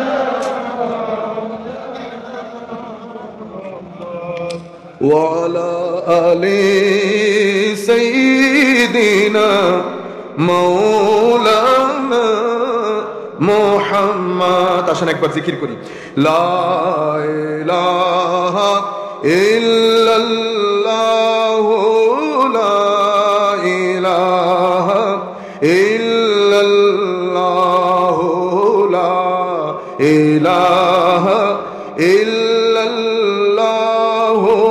লা ইলাহা ইল্লাল্লাহু লা ইলাহা ইল্লাল্লাহ লা ইলাহা ইল্লাল্লাহ লা ইলাহা ইল্লাল্লাহ মুহাম্মাদুর রাসূলুল্লাহ সাল্লাল্লাহু তাআলা আলাইহি ওয়াসাল্লাম। আমি আপনাদেরকে বোঝাতে চাচ্ছি, শয়তানের শুধু শানের সালাতে বিয়াদবির কারণে ইবলিশে পরিণত হয়েছে। এর পরবর্তীতে আজকের দিন পর্যন্ত ইমানের দুইটা ধাপ আমি যদি নরমালি আপনাদেরকে বুঝাতে চাই, ইমান আমরা বলি না আশহাদু আল্লাহ ইলাহা ইল্লাল্লাহ বলি না, এরপরে কি বলেন? ও আশহাদু আন্না মুহাম্মাদান আবদুহু ওয়া রাসূলুহু, ঠিক না? আশহাদু মানে কি? আমি সাক্ষ্য দিচ্ছি। তো সাক্ষ্য দেওয়ার জন্য তো চোখে দেখতে হয়, আপনি দেখছেন তো? সাক্ষীর জন্য চোখে দেখা লাগে, তো আপনি না দেখে কেমনে সাক্ষী দিচ্ছেন? তো ওয়েস্টের মধ্যে আমাদের দেশেও যারা আল্লাহকে অস্বীকার করে, এই পিস যাদেরকে বলি, তারা এই প্রশ্নগুলো করে। বুঝতে পেরেছেন? একজনকে দিয়ে পড়াইতেছে, তো পড়েন ক আশহাদু, ক আশহাদু মানে কি? তো বলতেছে আমি সাক্ষ্য দিচ্ছি। তো বলতেছে আমি এই যে ধর্মের মধ্যে তো এটাই গলত। ও কেন? তো আপনি তো চোখে দেখেন নাই, চোখে না দেখি সাক্ষী দেওয়া যায়? তো আর কিছু বলতে পারতেছে না। সম্মানিত উপস্থিতি, পৃথিবীর সবার সাক্ষী এটাকে বলে সেকেন্ডারি সাক্ষী। তো প্রাইমারি সাক্ষী কোনটা? প্রাইমারি সাক্ষী আমার নবীরটা। আমার নবীরটা দেখে সাক্ষী, আমাদেরটা আমার নবীর পক্ষ থেকে সাক্ষী। কেন? কারণ হচ্ছে আমার নবী হচ্ছে আল্লাহর বুরহান। আল্লাহর বুরহান। সমুদ্র বলেন, পাহাড় বলেন, নবমণ্ডল, ভূমণ্ডল, দিন রাতের পরিবর্তন, সবকিছু আল্লাহর আয়াত, আল্লাহর নিদর্শন। সেই কারণে এই পৃথিবী, নবমণ্ডল, ভূমণ্ডলকে বলা হয় আলামিন। আলহামদুলিল্লাহি রাব্বিল আলামিন। এটা আলম থেকে, আলম মানে পৃথিবী। আলমকে আলম কেন বলা হয়? তো বলা হয় এই কারণে, আলম মানে চিহ্ন। তো পুরা পৃথিবী, বিশ্ব ব্রহ্মাণ্ড, অণু পরমাণু সবকিছু আল্লাহর অস্তিত্বের প্রমাণ বহন করে। সেই কারণে এগুলা সব আয়াতে ইলাহি, আয়াতে ইলাহি। তো এক আয়াত দুনিয়াতে নবমণ্ডল ভূমণ্ডলে, আরেক আয়াত কোরআনে। তো কোরআনের আয়াতকে আমরা বলি মান্তুক, এটা পড়া যায়। আর এই দুনিয়া ছড়ানো ছিটানো এই আয়াত, এগুলাকে বলে আয়াতে মঞ্জুর, এটা দেখা যায়। কিন্তু কোনটাকে আল্লাহ বুরহান বলে নাই, কোনটাকে বুরহান বলে নাই। আল্লাহর নবী বাদ দিলে, এখানে যদি কেউ অস্বীকার করে, আপনি তাকে জাহান্নাম দিতে পারতেছেন না। কেন? কারণ দাওয়াতি পৌঁছে নাই, দাওয়াতি পৌঁছে নাই, যদি কোনো নবী না আসে। বুঝতে পেরেছেন? কিন্তু আমার নবীর পরে এখন তো উলামায়ে কেরাম নবীর সেই নবুয়তি দায়িত্ব পালন করছে, ঠিক আছে? এরপরেও কারো কাছে যদি দাওয়াত না পৌঁছতেই পারে। পৃথিবীতে অনেক দেশ আছে যারা জানেই না আমরা কি কাজ করি আর না করি। সম্মানিত উপস্থিতি, আমি মূল কথা যেটা আপনাদেরকে বুঝাতে চাচ্ছি, রুয়ে জমিনের মধ্যে একমাত্র দলিল, যে দলিলকে আমার আল্লাহ বলেছেন বুরহান। বুরহান মানে আউকাদুল আদিল্লাহ। আউকাদুল আদিল্লাহ মানে এমন দলিল, যেই দলিল মানলে মুমিন, না মানলে কাফের। আমার আল্লাহ এই বুরহান পাঠানোর পরে বদরের যুদ্ধ করে আমার আল্লাহ ছোটখাটো একটা কিয়ামত নাজিল করেছে, বুরহান। সেই কারণে পবিত্র কোরআনে যখন সূরা ইখলাসের বর্ণনা দিচ্ছে, সূরা ইখলাস মানে সূরাতুত তাওহীদ, কি দিয়ে শুরু করেছে আমার আল্লাহ? কুল, হাবিব আপনি বলে দিন, হাবিব রেসালত না তৌহিদ? এটা তো রেসালা। আপনি নারাই তাকবীর থেকে নারাই রেসালত বাদ দিয়ে দিলেন। আমার আল্লাহ সূরা তাওহীদ মধ্যে সেরাত রেসালত বাদ দেন নাই, আপনি এখান থেকে তাকবীর বাদ দিয়ে দিলেন। কওজুর ইয়া বললে ঝামেলা, তো ইয়া বললে ঝামেলা, যখন ইয়া বাদ দিয়ে দেন অসুবিধা আছে নি? বুঝতে পেরেছেন? তাকবীর আল্লাহু আকবার, রেসালাত রাসূলুল্লাহ, বস ফিনিশ। ইয়া যদি ঝামেলা থাকে, কিন্তু আপনি এখান থেকে এটা বাদ দিয়ে দিলেন। আমার আল্লাহ সূরাতুত তাওহীদের মধ্যে কুল বাদ দেন নাই। কুল হাবিব আপনি বলেন, মাওলা হাবিবকে বলতে হবে কেন? বলতে হবে কারণ আমার তো কোনো মিছিল নাই। লাইসা কামিসলিহি শাই, আল্লাহর কোনো মত নাই। আল্লাহ সময় থেকে, স্থান থেকে, সপ্তাহ থেকে, মাস থেকে, জায়গা থেকে, দেশ থেকে, সবকিছু থেকে আল্লাহ পুত পবিত্র। কারণ আমার আল্লাহ তখনও ছিলেন যখন কোনো তখন ছিল না, কিছুই ছিল না আল্লাহ বাদে। নবমণ্ডল, ভূমণ্ডল, পৃথিবী, চন্দ্র, সূর্য, মাস, জমিন কিছুই ছিল না, শুধু আল্লাহ। তো তখন যেমন ছিল এখনো তেমন আছে। আমার আল্লাহ কি বলছেন? লাইসা কামিসলিহি শাই, তার কোনো মত নাই কোনো দিক থেকে। আকৃতি, প্রকৃতি, গঠন, ধরন, কোন দিক থেকে আল্লাহর কোনো মত নাই। যেহেতু কোনো মত নাই মাওলা, তাহলে আপনার আনুগত্য কেমনে করব? আপনাকে খুশি কেমনে করব? আপনার মত করে কেমনে চলবো? তো আমার আল্লাহর যেহেতু কোনো মিছিল নাই, আমার আল্লাহ বলছেন দাঁড়াও, তোমাদের জন্য মিছিল আলা একজনকে পাঠায়। তো পাঠাইছেন রাসূলুল্লাহকে। কুল ইন্নামা আনা বাশারুম মিসলুকুম, আমাদের মতো করে একজনকে পাঠিয়েছে। এখন আপনি আমি কি শুরু করলাম? এটা দিয়ে, এই মিসলুকুম দিয়ে আমি শানের রিসালাতে বিয়াদবি শুরু করলাম। অথচ এটা নাজিল করেছে তাওহীদ বাঁচানোর জন্য। কেন? এত বড় রাসূল, ইতিপূর্বে একটা সংস্কৃতি ছিল, নবী রাসূলের মধ্যে বড় গুণ দেখলে সবাই আল্লাহ বলা শুরু করতো। তো আমার নবীর শান ও শওকত দেখে তোমরা না আবার আল্লাহ বলা শুরু করো। সেই কারণে আমার নবীকে আল্লাহ মিসলুকুম করে পাঠিয়েছে, আপনি মিসলুকুম দেখে বিয়াদবি শুরু করে দিয়েছেন। অথচ মুসলিম শরীফের হাদিসের মধ্যে আমার নবী সৌমে বেসাল, মানি না খেয়ে রোজা রাখা, একদিন দুই দিন রাখতেছেন তো রাখতেছেন। সাহাবায়ে কেরাম রাখার চেষ্টা করেছেন, দুর্বল হয়ে পড়ে যাচ্ছে। আমার নবীর দরবারে আসছে, আমার নবী বলতেছেন কি দেখেন, আইয়ুকুম মিসলি, তোমাদের মধ্যে আমার মত কে আছে? নাম্বার 1, ফি রিওয়ায়াতিন উখরা আও কামা ক্বালা নবী সাল্লাল্লাহু আলাইহি ওয়াসাল্লাম, ইন্নী লাস্তু মিসলাকুম, আমি তোমাদের মত নই। ইন্নী লাস্তু আলা হাইআতিকুম, আমি তোমাদের ইন্টেরিয়র ডিজাইন আর আমার ইন্টেরিয়র ডিজাইন এক নয়। মা এখানে বলতেছে মিসলুকুম, এখানে বলতেছে মিসলুকুম নয়। তাইলে বোঝা যাচ্ছে এখানে মিসলুকুম মানে আরেকটা, এটার মিসলুকুম মানে আরেকটা। আপনি মিসলুকুম বলতেছেন। আসেন, আমার আল্লাহ রুয়ে জমিনের মধ্যে কোরআনের ভাষা অনুযায়ী সবকিছু আল্লাহর তসবিহ পড়ে। গাছপালা, নদী, সবকিছু, জড় জীব যা কিছু আছে, ওয়ালাকিল্লা তাফকাহুনা তাসবিহাহুম, আমরা তাদের তসবিহগুলা বুঝি না। আল্লাহ আমাদেরকে সেই তৌফিক দেন নাই। কিন্তু আপনি এ দেখেন, তসবিহ সবকিছু আল্লাহর পড়ে। যারা যারা আল্লাহর তসবিহ পড়ে তারা আবার আমার নবীকে দেখলে সালামও দেয়। আমার নবীকে দেখলে সালামও দেয়। অহুদ পাহাড়, পাহাড় প্রাণী না জড়? জড় পদার্থ না? তো জড় জিনিস হয়ে আমার নবী যখন অহুদের উপর উঠেছে, অহুদ কি করেছে? ঢুলতে শুরু করেছে। অহুদ আমার নবী পা মুবারক দিয়ে এমনে আঘাত করেছে। অহুদ উসকুন, শান্ত হও। দেখছেন, শান্ত হও। তোমার উপর নবী উঠছে, দুইজন সাহাবী, এই একজন সিদ্দিক, দুইজন শহীদ। এটা আমার নবী কার সাথে কথা বলে? উহুদ পাহাড়ের সাথে। তাহলে কমিউনিকেশনও করছে, ফিলিংসেরও আদান প্রদান হচ্ছে। আপনি বুঝতেছেন শানের সালতের অবস্থা? আপনি এই জমিনের মধ্যে নামায় আনলেন, আপনারা বুঝতে পারছেন? এই নবী যেই খেজুর গাছের সাথে হেলান দিয়ে আমার নবী জুমার খুতবা দিতেন, সেটা বিচ্ছেদের বেদায় কেঁদে উঠে নাই? এটা আমরা সবাই জানি না? তাহলে ওই জড় পদার্থের ভিতরে আমার নবীর এশকের মারেফত কে দিল? আর আপনি এখন বলছেন সুন্নিরা বেশি করে। আপনি বেশি কতটুকুন করতে পারবেন? আমার আল্লাহ বলছেন ওয়ারাফা'না লাকা যিকরা, ওয়াদ-দুহা থেকে আপনি পড়ে পড়ে যান, পড়ে পড়ে যান।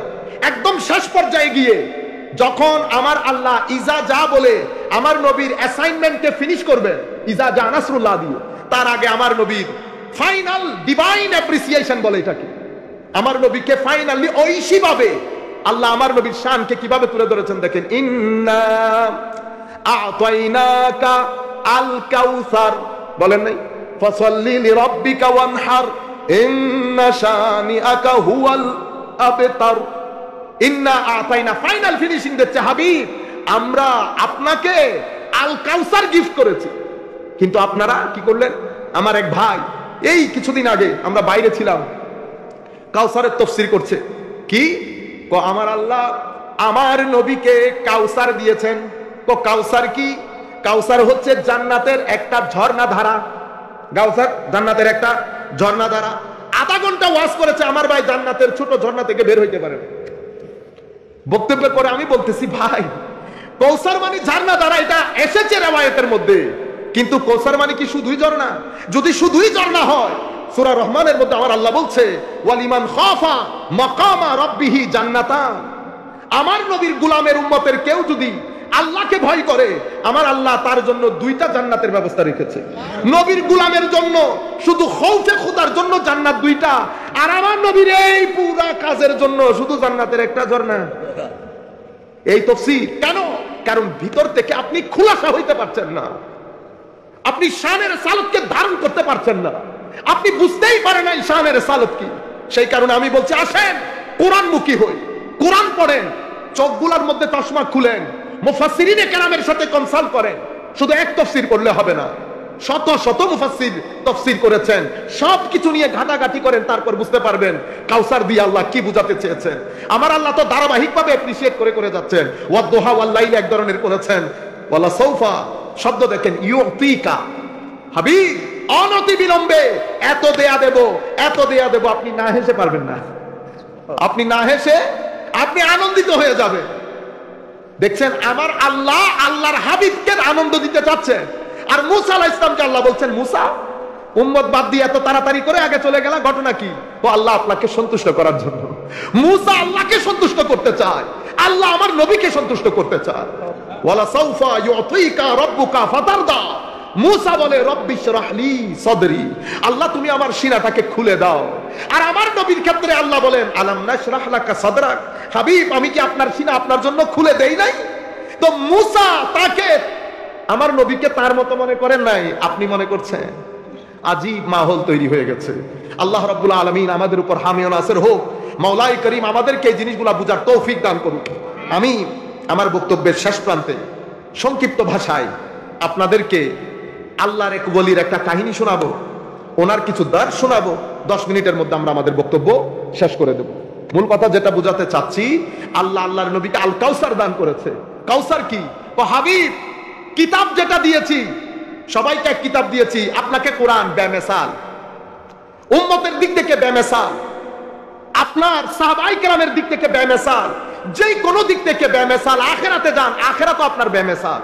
আর যেই কারণে এরা বলতেছে আপনি নির্বংশ হয়ে যাবেন, হাবিব ফাতেমাতুজ জাহরা রাদিয়াল্লাহু তাআলা আনহা দান করেছি, আপনার আওলাদ পুরা পৃথিবীতে থাকবে।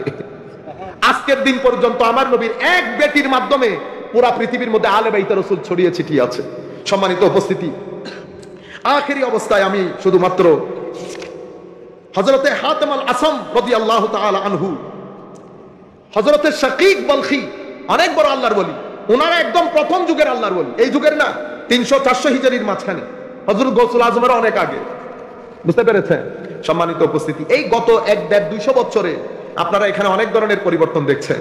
আমি আপনাদেরকে শুরুতে বলেছি, এখানে একটা শক্তি অনেক টাকা পয়সা খরচ করে এথিজম প্রচারের জন্য। আল্লাহ নাই, রসুল নাই, কোরআন নাই, হাসর নাই, কোনো কিছু নাই, অনেক টাকা পয়সা খরচ করে ধারাবাহিকভাবে, যেগুলো কলেজ বিশ্ববিদ্যালয়ে গেলে আপনারা দেখেন।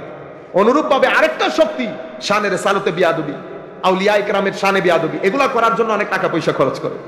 এগুলার কারণে আমাদের মসজিদ, আমাদের সমাজে মারামারি, ঘরে বাইরে আমাদের ভুল বুঝাবুঝি, মাহফিলের মধ্যে ভুল বুঝাবুঝি, আজীব মাহৌল তৈরি হয়েছে। আমরা আল্লাহর দরবারে দোয়া করি, মাওলাই করিম আমাদেরকে সেই ঈমান দান করুক যে ঈমানের মধ্যে আমার নবীর ইশক আছে, সাহাবায়ে কেরামের তাজিম আছে, আলে বাইত রাসূলের ইশক আছে, আউলিয়ায়ে কেরামের নিসবত আছে। কেন? আউলিয়ায়ে কেরামের সাথে শত্রুতা করলে আল্লাহ যুদ্ধ ঘোষণা করে, সাহাবায়ে কেরামের সাথে বিয়াদবি করলে আমার নবী বলেছে আল্লাহর লানত, রাসূলের লানত, কুল কায়নাতের লানত। আলে বাইত রাসূলের শানে বিয়াদবি করলে আমার নবী মুনাফিক বলেছে, মুনাফিক বাদে কাজ কে করবে না।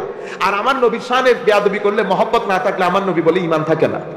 তো আমরা চাই আল্লাহ আমাদেরকে সেই ঈমান দান করুক যে ঈমানের মধ্যে আমার নবীর ইশক আছে, আনুগত্য নিয়ে, ইত্তেবা নিয়ে কারো কোনো দ্বিমত নাই, কারো কোনো দ্বিমত নাই। সমস্যা ইশক, মহব্বত, আদবের মধ্যে। আল্লাহ রাব্বুল আলামিন আমাদেরকে সেই আদব দান করুক, সেই মহব্বত দান করুক, যেই মহব্বত নিয়ে সাহাবায়ে কেরাম আমার নবীর থুতু মুবারক মুখে বুকে লাগাতেন, আমার নবীর ব্যবহৃত ওযুর পানি মুখে বুকে লাগাতেন, আমার নবীর চুল মুবারক সংরক্ষণ করতেন, ঘাম মুবারক আতর হিসেবে ব্যবহার করতেন। যারা আমার নবীর সাথে সম্পর্ক রাখবে, আমি আর এটা আজকে তরক করি।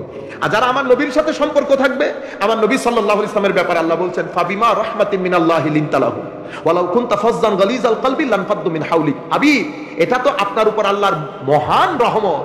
আপনি অনেক ভদ্র, দেখছেন তো, আপনি অনেক জেন্টল হাবিব।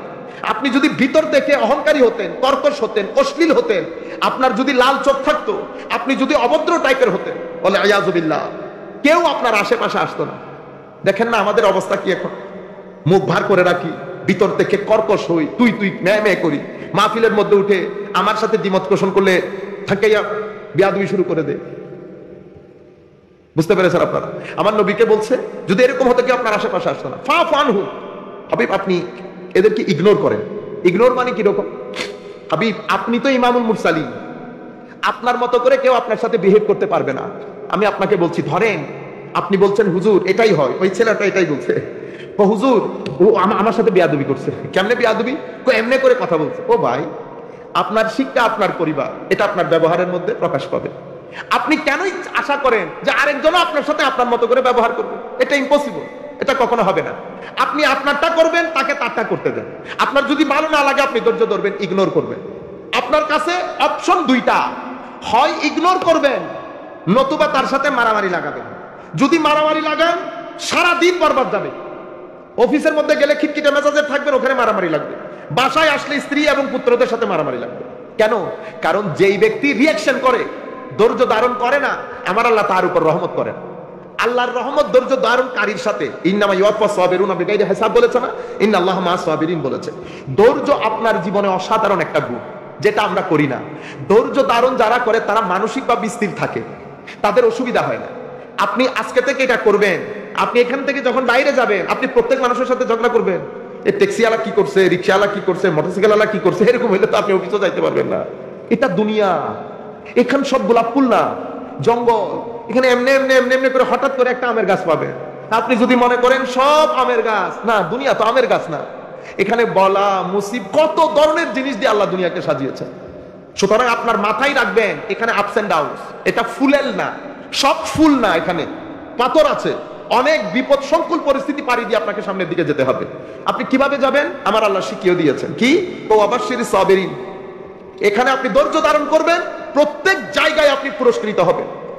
আপনি ধৈর্য ধারণ করবেন না, প্রত্যেক জায়গায় লাঞ্ছিত হবে। ঘাড় ধাক্কা খাবেন, পরে বাসায় এসে প্রেসার বেড়ে যাবে, পাগল হয়ে যাবে। আমি আপনাকে এক সপ্তাহের জন্য বলছি, এক সপ্তাহ, বেশি করিয়েন না, এক সপ্তাহের জন্য আপনি ধৈর্য ধরে দেখেন, দেখেন কি লাভ হয়। এই জাতি মুহূর্তের মধ্যে সভ্য জাতিতে পরিণত হবে যদি ধৈর্য ধারণ করে। আপনি রাস্তাঘাটে যাওয়ার সময় প্রত্যেক ব্যক্তি আপনাকে আপনার মতো করে বিহেভ করবে না। আপনি আপনার মতো করে ব্যবহার করেন, বাকিটা ইগনোর করেন। রিক্সার ড্রাইভার বা কম বঞ্চিত লোক কখনো আপনাকে তুমি আপনি এমনি করে ব্যবহার করবে না। আমার ছাত্র আমাকে যেভাবে সম্মান করবে, আরেকজনকে আমাকে সেভাবে সম্মান করতে পারবে। আমি আমার উস্তাদকে যেভাবে সম্মান করবো, আমার উস্তাদের ছেলেও আমার উস্তাদকে সেভাবে সম্মান করতে পারবে না। তো আমি আমার নবীকে কিভাবে শিখিয়ে দিচ্ছেন, হাবিব সবাই আপনাকে আপনার মতো বিহেভ করবে না। কি করবেন? ইগনোর। ওয়াস্তাগফির লাহুম। বেশি বিয়াদবি হয়ে গেলে মন খারাপ করবেন না। আপনার মন খারাপ করলে আমি তো কি করবেন? হাবিব আমার কাছে ক্ষমা চাইবেন তাদের জন্য। এরপর ওয়াশাওয়িরহুম ফিল আমর। আপনি দুনিয়ার পরামর্শ মানুষের সাথে পরামর্শ করবেন। আমার নবীকে বলছে পরামর্শ করতে, আমাদের শিক্ষার জন্য। আমরা পরামর্শ করি না, সেজন্য ঘরেও সমস্যা হয়, অফিসেও সমস্যা হয়, অর্গানাইজেশনেও সমস্যা হয়। আমরা 2-3 জন নিয়ে গ্রুপিং করে ফেলি। না, এরকম না। আপনি যখন 10 জন নিয়ে বসবেন, এখানে গ্রুপিং হবে না। আপনি হয় বস নয় লিডার। বস হলে বস হলে কি হয়? আপনি বের হওয়ার দেন, সবাই বাজামাত গালি দেওয়া শুরু করবে। আর লিডার যখন হবেন, মানুষ আপনার জন্য মরতে প্রস্তুত থাকবে। বুঝতে পেরেছেন? বস আর লিডারের মধ্যে আসমান জমিনের তফাৎ। আমার নবী বস ছিলেন না, লিডার ছিলেন। ওয়াশাবিরহুম ফাইজা আযাম, ডিসিশন হয়ে গেলে ফাতাওয়াক্কাল আলাল্লাহ, আল্লাহর উপর ভরসা করো। সম্মানিত উপস্থিতি, আখেরি কথা বলে আমরা বিদায় নিব। আমাদেরকে এক ভদ্রলোক জিজ্ঞেস করেছেন, হুজুর এই পৃথিবীতে শান্তি নাই, শান্তি পেতে হলে কি করা দরকার? তো শান্তি পেতে হলে পবিত্র কোরআনের যত জায়গায় আল্লাহর তৌহিদ, আল্লাহর ইবাদতের কথা বলেছেন, প্রত্যেক জায়গায় আল্লাহ মা বাবাকে সম্মান করার কথা বলেছেন, এবং প্রত্যেক জায়গায় ওয়া মিম্মা রাযাকনাহুম ইউনফিকুন বলেছেন। মানুষের জন্য খরচ করা, মানুষকে দেওয়া, যে কোনো কিছু দেওয়া। হাসি দিলেন, টাকা দিলেন, আপনার সুপরামর্শ দিলেন, যে কোনো কিছু দেওয়ার মধ্যে যেই শান্তি পাবেন আপনি পৃথিবীর কোনো কিছু দিয়ে আপনি শান্তি কিনতে পারবেন না। আপনি লাখ টাকা আপনার জন্য খরচ করেন, আপনি শান্তি কিনতে পারবেন না। আপনি আরেক মানুষকে 3000 টাকা দেন, আপনি শান্তি গড়ে কিনে নিয়ে আসতে পারবেন। দেওয়ার মধ্যে আমার এই কারণে নবীর জীবন দেখেন আর ওলির জীবন দেখেন, এটা দেওয়ার জীবন। আমার নবীর পকেটে টাকা আসছে, বিলিয়ে দিয়েছে। আউলিয়া ইকরামের পকেটে টাকা আসছে, বিলিয়ে দিয়েছে। চট্টগ্রামের আব্দুল বারী শাহজি রহমতুল্লাহি আলাইহি, আপনারা অনেকে হয়তো নামও শুনে থাকবেন। আমাকে ওনার এই এক সবচেয়ে বয়োজ্যেষ্ঠ, প্রায় 80-75 বছর বয়স ওনার মানুষ, ওনার খাস একেবারে মুরিদ, হুজুর আজীব বিষয়, বন্দরের মধ্যে একটা বড় প্রজেক্ট উদ্বোধন করতে আনছে আজকে থেকে কখন 1985-87 সালের দিকে। তো বন্দর থেকে তখনকার যুগে এক ব্যবসায়ী হুজুরকে 1.5 লক্ষ টাকা দিয়েছে। বলেন তো দেখি 87 সনের 1.5 লক্ষ টাকা আজকের যুগের কত, স্বর্ণের মধ্যে হিসাব করলে ইজিলি বের হয়ে যাবে। হুজুর আসার সময় আমাদের মসজিদ হয়ে আসতেছে, তো আমি তো অফিস থেকে আর আসি নাই, হুজুর এখানে নেমে আমাদের মসজিদের সেক্রেটারিকে কাজ দিয়ে খবর দিছে, আইও আইও মসজিদের কাজের অবস্থা কি? হুজুর চলতেছে। 1.5 লাখ টাকা গনেও নাই, দিয়ে চলেছে। পরে বাসায় এসে দেখতেছে বলে 25,000 টাকা এই পকেটও কেউ একজনে দিছে। হুজুরে ডাকছে, ওই যে লেখাজোকার কাজ করে, এখানে কত টাকা আছে? হুজুর 25,000 টাকা। এক ভাগ এতিমখানাই দে, এক ভাগ মাদ্রাসায় দে, আরেক ভাগ তোরা নিয়ে ফেল। নিয়ে ফেলছে। কতক্ষণ পরে হুজুরের খাদেম আইসা বলতেছে, হুজুর ইনসুলিন দিতে হবে, ইনসুলিন তো নাই।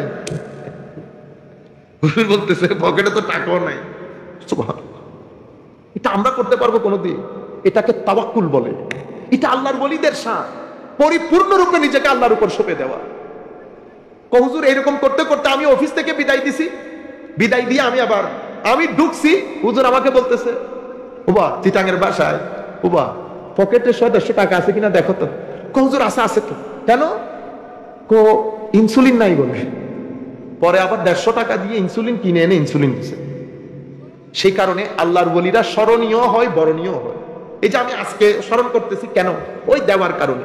কারণ রুয়ে জমিনের মধ্যে আপনার সম্মান, যদি আপনি, সবাই তো সম্মানিত হতে চায়, মনে রাখেন পাওয়ারের মধ্যে সম্মান নাই, এলমের মধ্যে সম্মান নাই, টাকা পয়সার মধ্যে সম্মান নাই। সম্মান আল্লাহ শুধু তাকওয়ার মধ্যে রেখেছে। ইন্না আকরামাকুম ইনদাল্লাহি আতকাকুম। তাকওয়া কি? আপনার ভিতরে আল্লাহ রাসূলকে রাখা, আপনার ভিতরে আল্লাহ রাসূলকে ফিল করা।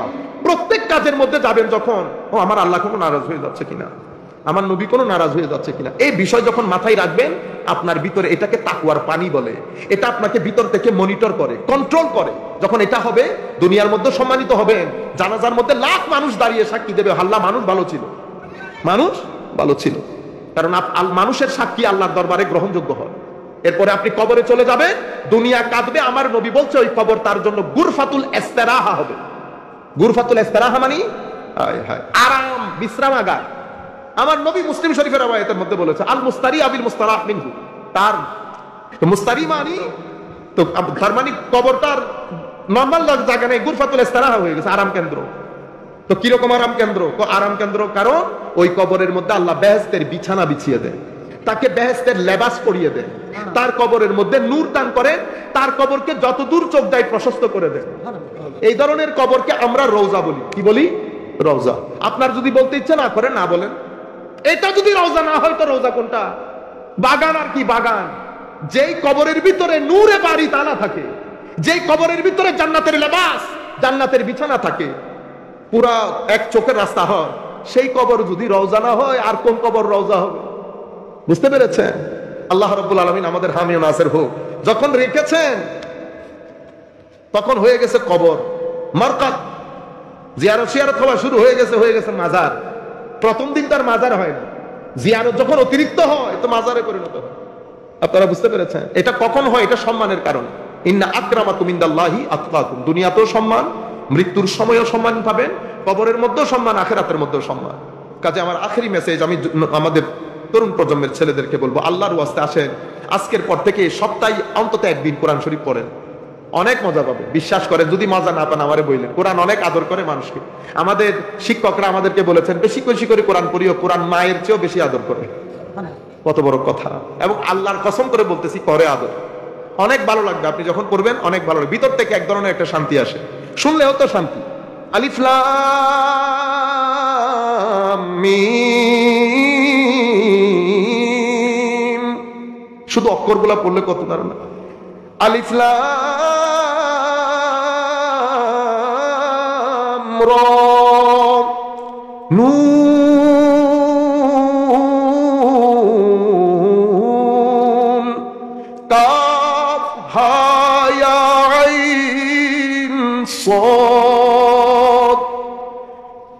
আপনি পৃথিবীর কোন অক্ষর পরে আপনি এই আনন্দ পাবেন না, আরাম পাবেন না, যেটা কোরআন শরীফের অক্ষর পরে পাবেন। আপনি শরীয় সারিয়া পড়েন, ক খ পড়েন, এবিসি পড়েন, শান্তি লাগবে না। কিন্তু এগুলার মধ্যে এত আনন্দ, কোরআন শরীফ পড়বে। তিনটা কাজ করব না, আমি আপনাকে অনেক কিছু করতে বলতেছি না। প্রতারণা করবেন না মানুষের সাথে, বেয়াদবি করবেন না, জুলুম করবেন না। অন্তত এই তিনটা কাজ, এগুলার জন্য অনেক এফোর্ট দিতে হয় না। অন্তত এই তিনটা কাজ করেন। প্রতারণা করবেন না, জুলুম করবেন না, কারো হক নষ্ট করবেন না। আল্লাহ রাব্বুল আলামিন আমাদের হামি ও নাসির হোক। মওলাই করিম আমাদেরকে কবুল করুন। আর ঘর থেকে বেরোনোর সময় হেয়ার কাটটা একবার দেখে নেবেন আয়নার মধ্যে কেমন লাগতেছে। কোন মুহূর্তে মারা গেলে খাটের মধ্যে যেন সুন্দর লাগে দেখতে, খাটের মধ্যে যেন দেখতে, কে কখন চলে যায় তো বলা যায় না। আমাকে একটু সুন্দর লাগতে হবে না, তখন তার সময় পাওয়া যাবে না। এই জন্য আমার নবী চুল কাটাও শিখিয়েছেন উম্মতকে। আমার এক বন্ধু নন মুসলিম, সে আমাকে বলতেছে, ভাই তোমাদের ধর্ম আমার, আমি গতকাল তো আমার ওয়াইফের সাথে, সেই ইহুদি মানে জিউ আর কি, সে বলতেছে, আমি আমার ওয়াইফকে বলতেছি মুসলমানের ধর্ম বড় আজীব। তো কেন? তো এদের নবী এদেরকে বাথরুম কেমনে ইউজ করে ওইটাও শিখাইছে। বাথরুম কেমনে ইউজ করে ওইটাও শিখাইছে। কোথায় প্রস্রাব করবেন কোথায় করবেন না এটা পর্যন্ত শিখাইছে। কোন মুখে হয়ে প্রস্রাব করবেন এটা পর্যন্ত শিখাইছে। তো আমি আমার ওয়াইফকে নিয়ে বলতেছি মুসলমানের ধর্ম বড় আজীব। তো তাদেরকে তাদের নবী বাথরুম ইউজ করা পর্যন্ত শিখাইছে। আল্লাহ রাব্বুল আলামিন আমাদের হামিয়া নাসির হুকুম আলাইহি ইল্লাল বালাগুল মুবিন। আসসালামু আলাইকুম ওয়া রাহমাতুল্লাহি তাআলা ওয়া বারাকাতুহু। এটা আপনারা কি মিলাদ করেন? হ্যাঁ,